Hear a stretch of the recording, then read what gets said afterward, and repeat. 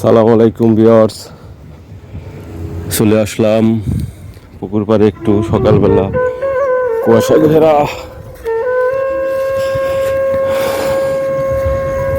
আসলে শীতকাল আমার ভালোই লাগে। সূর্য উঠছে, সূর্যের আলো এখনো মাটিতে পড়ে নাই, চাঁদের আলোর মতো লাগতেছে। আসলাম পুকুর পাড়ে, দেখি পুকুর পাড়ে লাউয়ের চারা লাগাইছে। হঠাৎ করে দেখি পুকুর পাড়ে একটা বক পাখি উড়ে গেল। এই যে আমার লাউ গাছ,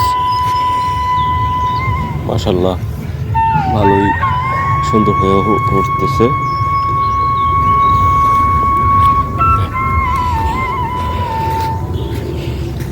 এখন মেন উদ্দেশ্য হলো আমার লাউ গাছে এরকম একটা চারা এরকম হয়েছে, তো এটার প্রতিকার কি আমি সেটা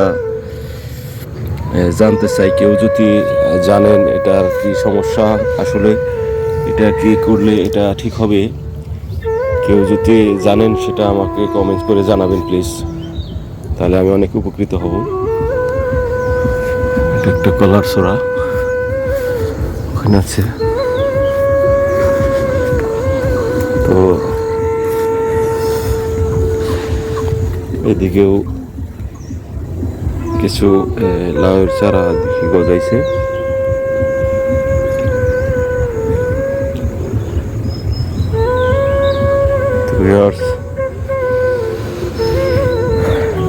আপনারা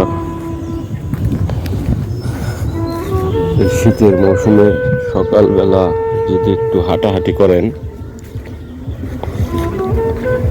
তাহলে শীতের সকালের যে মনোরম দৃশ্য, সেটা ঘরে শুয়ে থাকলে দেখতে পারবেন না।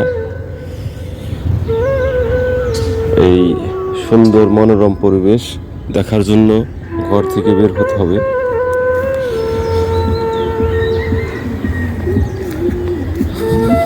তো চলে আসুন সবাই, ঘর থেকে বেরিয়ে নতুন নতুন স্পটে যাওয়ার জন্য। শিশির ভেজা রাস্তায় হাঁটবেন, এই আনন্দ একমাত্র শীতকালেই পাবেন। তো ভিউয়ার্স, আজ এ পর্যন্তই। ভালো থাকবেন সবাই, ধন্যবাদ সবাইকে, আসসালামু আলাইকুম।